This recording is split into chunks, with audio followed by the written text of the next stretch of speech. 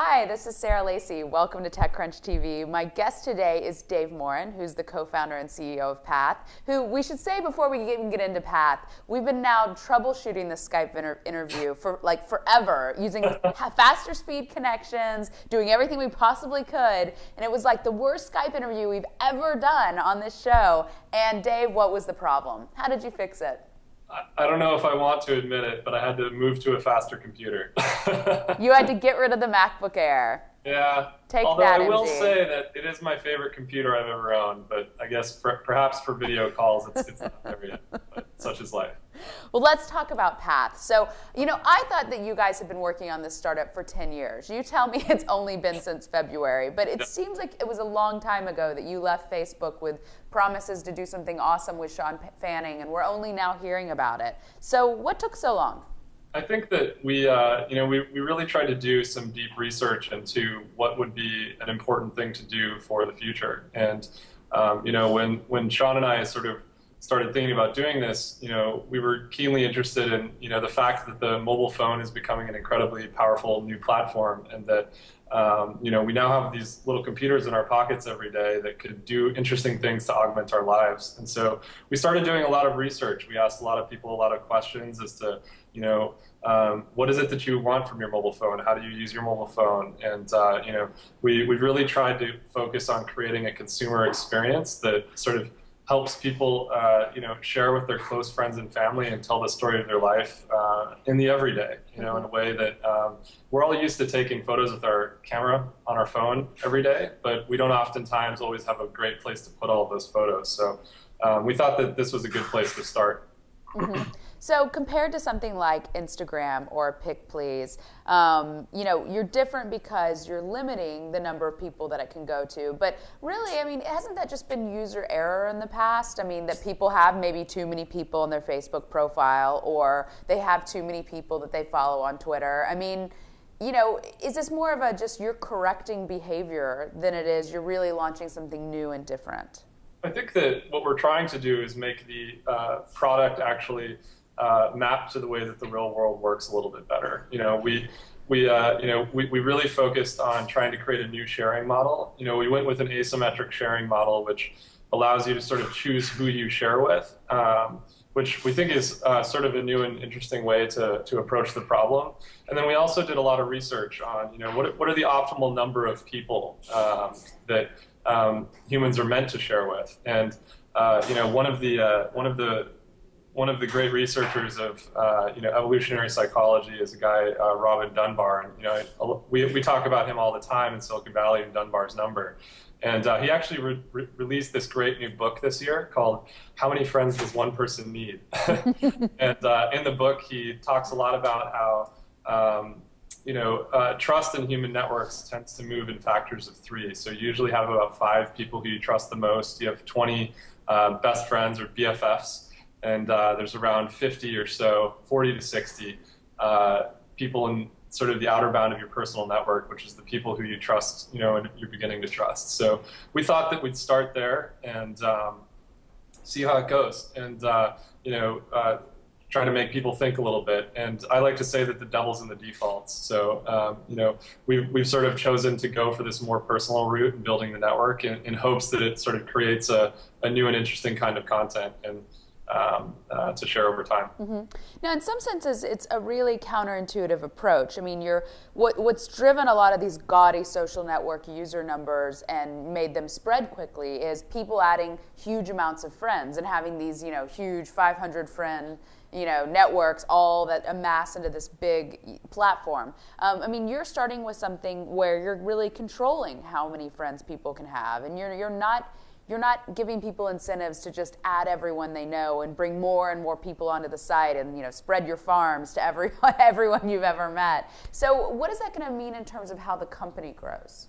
Sure, and I think that though we're restricting the sort of the number of connections you can have in the network, we've actually architected the product in such a way that it makes it very easy to share with a new person perhaps that's not on the system who is one of your close friends. You could do that over email, or we don't think that it's going to significantly impact our growth, but sorry, my computer just The screensaver just turned on. We don't think You that and it's going to computers. significantly impact our growth. In fact, the growth is going pretty well so far, and we've tried to architect the product in such a way that, when you want to share with someone new, it sort of sends them a nice email saying that Sarah has now shared her life with you on Pat. And we've actually focused on photo tagging so that people can tag a lot of people in their photos and help people understand who they're interacting with in the everyday. And so we think that we've architected the product in such a way that it'll grow slowly and more organically. And to close friend group to close friend group. And it's a new theory, you're right? It's contrarian, but we think that we're set up decently to continue to grow organically over time. Mm-hmm. What did you learn from Facebook about the role that photos play in building out any sort of friend groups or mirroring any real world like life sharing online? I mean, early on, even before the platform was opened up, photos was one of the biggest and most active things that really drove a lot of those Facebook metrics. Yeah, I think that photos are the baseline way that we capture moments in the human experience today. One of the great inspirations to us at Path and to myself personally is a fellow named Daniel Kahneman. He won the Nobel Prize for happiness economics, and he talks about how the human brain perceives moments in 3-second increments. And I think that the reason that we all love photos so much is that it's the best proxy for a 3-second moment, And I think that there's something about being able to capture your memories and to tell stories and to share them with people that matter most to you. And it sort of harkens back to the days of having a slideshow projector, and sort of sitting in the room and telling people the story of your vacation. That's been something that we've been doing since the dawn of Kodak, And I think that it continues to be an important part of the human experience. And so, even before Facebook, there was this great startup called Radar that focused a lot on, I don't know if you remember Radar, but they focused a lot on mobile phone picture sharing. And, John Poisson, the founder there, was always a big fan of these kinds of ideas. And, I think that people have been iterating towards this for a long time. And I think that now that mobile phones are in everyone's pockets, it's finally time for something like this to exist. Well, and you keep saying mobile phones are in everyone's pockets, but you're pretty centered on the iPhone only. I don't have an iPhone, so... We are. We started with the iPhone. I come from Apple, also, Facebook. So we have several people here that came from Apple. And when we started, what's interesting about asking that question is when we started working on the iPhone in February, the iPhone was the fastest growing platform in the mobile ecosystem. And so we sort of decided to focus there and to build very specifically. We think that the platform is a beautiful one. It's a place where you can create well-designed, very beautiful things. And so we sort of started there, but since then, Android has become growing very, very fastly. We have job recs up on our website, and we're actively recruiting to build our Android app and to roll out to BlackBerry as well, because we know there's a lot of people out there with BlackBerries that love to share their photos too. Mm-hmm. So you mentioned you're hiring. A couple people have been, you always have the haters that come out when you launch a company. And a couple people have been saying that you guys are overhyped and overstaffed and like, oh, we already have this. I mean, what do you say to some of those people? I think that we've been fortunate to be able to recruit some really fantastic people. We've had some of the key engineers from amazing places join us. Some key engineers from the original iPhone iOS team. We have the head of engineering from Engineer join us to work on our infrastructure. And I think the reason that that's happening is that what we're trying to do, we believe to be a really important thing in the world. We just fundamentally believe that helping people share their personal moments with their close friends is a really important thing to do. And we've had people coming in and talking to us about what our vision and our mission is, and people wanting to join. And so we've tried to sort of accommodate the incredible levels of talent that we've had interested in working here. And I think that we've actually grown nicely. And you'll notice today actually that we aren't having any problems at the scale. And I think that we've done a lot of pre-work on our platform to enable us to sort of roll out worldwide on day one. And so I think that's why we sort of took the approach to hiring that we did. Okay, last question, and then I'll let you go.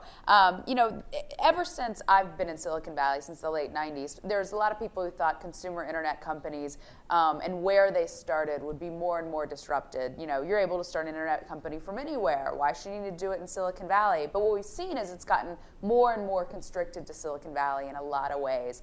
I think you guys are a really interesting potential test case in why that is. I mean, you'd been at Apple, you had been at Facebook, you linked up with other really smart people who'd been around that ecosystem. Last night when you launched, on Twitter, there was, sort of the Valley royalty was all saying, oh, Path launched, congratulations, check it out. And I mean, you have certain people who have big social networks who can drive a lot of more people to it. I mean, in terms of just those X factors of the Valley network, how important do you think it's been to starting this company? Would, so far to this point, starting this company anywhere else have yielded the same result? I think that that's a really fantastic question. I'm happy you answered it. One of the things that I don't think the story gets told enough is that it takes a village. It truly does take a village and a network to build these companies, and there's no better place to do it than in Silicon Valley. And I'd even go so far to say is I think that there's even a movement up towards not just Silicon Valley but San Francisco for doing these projects. But we've been really fortunate to be supported by some of the best investors in the ecosystem, people like Ron Conway and Mike Volpe and Josh Koppelman. And we're fortunate to have been part of this ecosystem. And like you said, on the night that we launched, because we've developed friendships and personal relationships and professional relationships with people around Silicon Valley, it's been very helpful to us. I don't think, however, that sort of precludes some of the more up-and-coming areas, New York, Boulder, Colorado, Austin, Texas, places like that, from their connections with Silicon Valley. But I think you're right that Silicon Valley continues to be the place to build consumer innovation, and we're happy to be another consumer company trying to do it from the place we all know and love for its innovation. All right, great. Well, I know you have a lot of calls to do, so we'll let you go. I'm glad we finally ditched your MacBook Air and got this connection working. Thanks for joining us today, Dave. Thanks, Sarah. I really appreciate it.